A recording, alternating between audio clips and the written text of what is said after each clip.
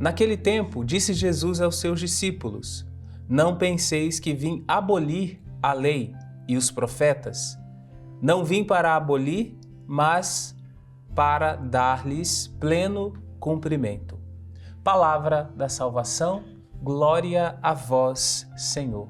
Irmãos e irmãs, diante do evangelho que nós escutamos neste dia, nós deveríamos nos perguntar o que significa vir dar-lhes pleno sentido à lei e os profetas. Quando Deus deu ao povo de Israel a lei e também os ensinamentos dos profetas, tinha um objetivo e uma finalidade específica, que era gerar liberdade no relacionamento com Deus, mas também o cuidado entre eles, o cuidado entre os irmãos. Mas, infelizmente, ao longo do tempo, o povo de Israel fez uso da lei e do ensinamento que, ao invés de gerar liberdade, gerou certo fechamento em si mesmo e também frustração. Tudo isso nós vemos em diversos grupos, os fariseus, grupos que nós vemos ali que instigam Jesus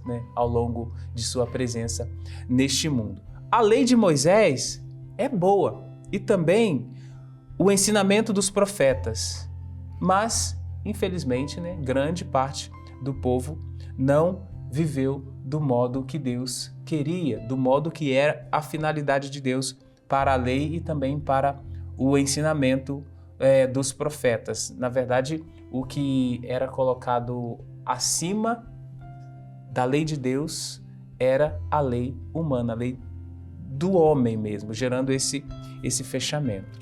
Então, o aparato divino da lei e dos profetas deu lugar ao aparato humano. Então, teve um processo de substituição.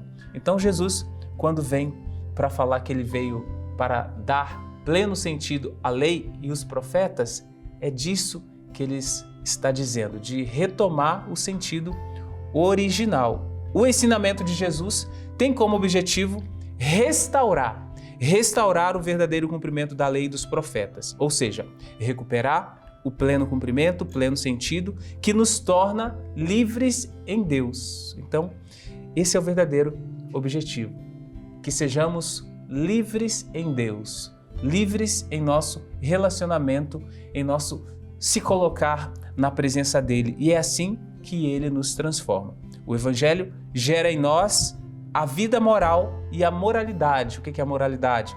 São os princípios, os valores que orientam o nosso comportamento ético e também as nossas decisões.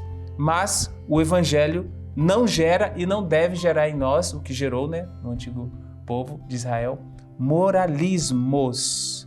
Caso contrário, retornaríamos à lei antiga. Nós somos alimentados pelo Evangelho. O Evangelho gera vida moral, que é bem diferente de moralismo. Que o Senhor nos abençoe neste dia, para que neste tempo da Quaresma abramos o nosso coração para a grande transformação que Deus tem para realizar em nós. Sobre você, desça e permaneça a bênção do Deus Todo-Poderoso, Pai, Filho e Espírito Santo. Amém.